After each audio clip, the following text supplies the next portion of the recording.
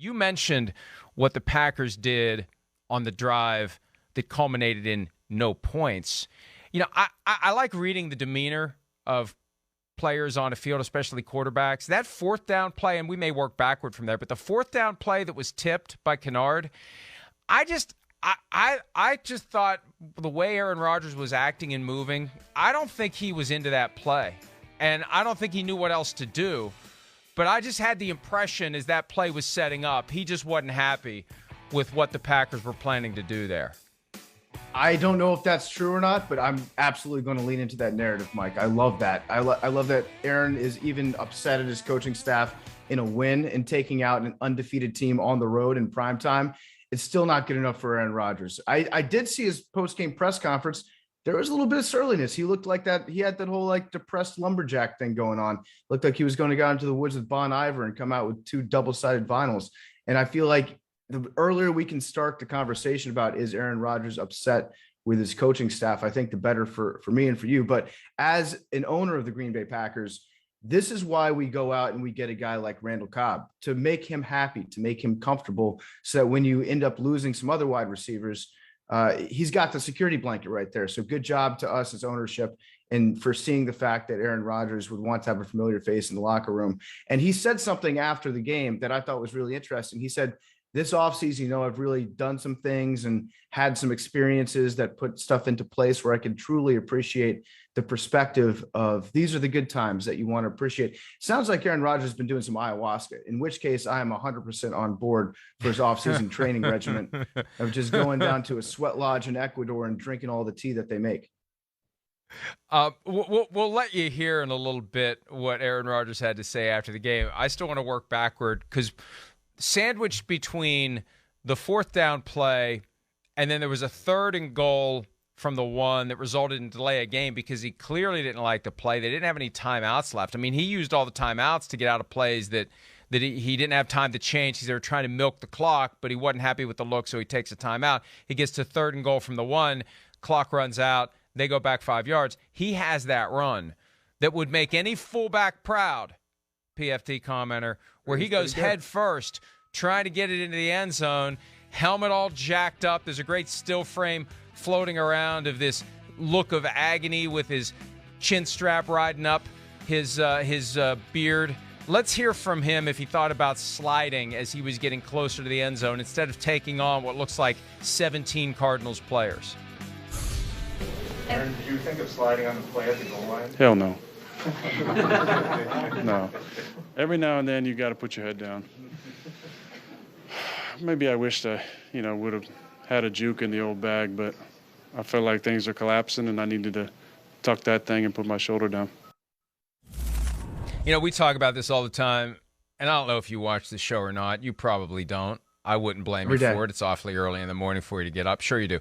But, quarterbacks need to be very smart about when they put themselves in harm's way. There are too many quarterbacks who would do that on 2nd and goal in the second quarter of a preseason game. There are times where you have to do it. Most of the time, Aaron Rodgers is smart enough to not put himself at that kind of risk. But when you got the game on the line like that and you're trying to ice it and you're down there, you just do it and you hope for the best. And he came out of it okay. But you don't see many 37-year-old quarterbacks throwing themselves into a sea of defenders at the goal line like that. So, it's as long as he's not injured, it's fun to watch. If he gets injured, it's like, what the hell were you doing? Yeah, dare I say it was Fitzmagic-esque. That's a Ryan Fitzpatrick special. When you get down near the goal line, you pick the smallest defensive back and you run directly at him and you lower the shoulder and you initiate the contact. And I got to give credit where credit's due. That was a great play by Aaron Rodgers. I thought it was the right time. He was smart to not slide there. He had to try to get in. So if he had slid, I think that's probably what we would be talking about this morning if the Cardinals had gone down the field and they had scored a touchdown and iced that game at the very end there. So, I think Aaron made the right decision. And he also lost the Southern accent, I've noticed, after the game in the press conference. He's no longer doing the NASCAR affectation. So maybe he got some sense knocked into him.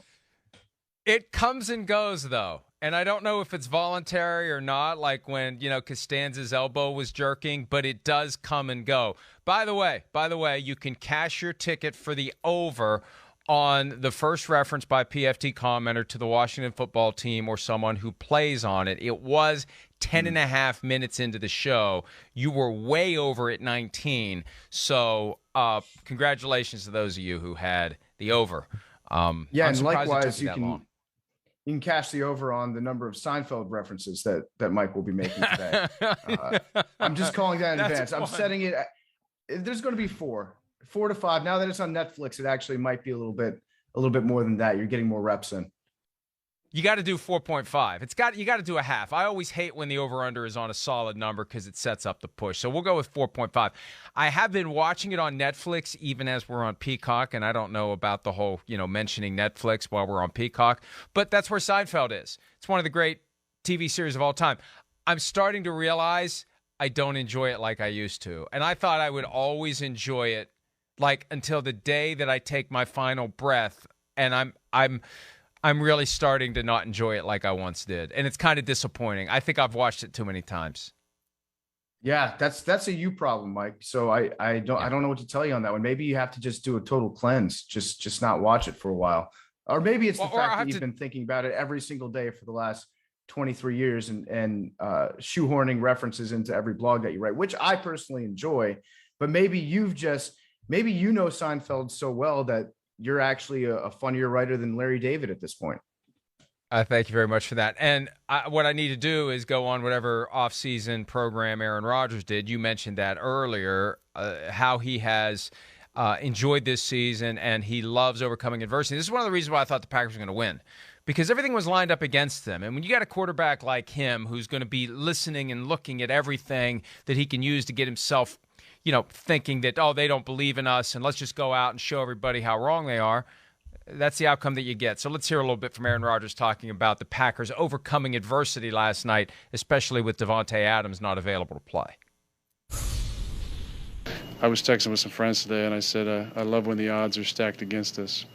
I feel like we kind of just takes all the pressure off, and we just relaxed and played really loose. Thought the energy was really good pre-game. We're a gritty team. Adversity has hit us many times in the fourth quarter, and we've responded really well. A few times on offense and a couple times on defense as well. Yeah, it really was an impressive showing by Aaron Rodgers and company. They were 6.5-point underdogs. I remember seeing that line thinking, why? I know the Cardinals are unbeaten, but it's not like they're dominant. There's a couple of games they should have lost. Yeah, they beat the Rams, but and I've been picking from time to time against the Cardinals and been proven wrong, but I just felt like last night it was the time for it to come to an end, and it did because of Aaron Rodgers and the Green Bay Packers. Hi, I'm Mike Tirico, and thanks for watching. Make sure to hit subscribe for the latest news and highlights from NBC Sports.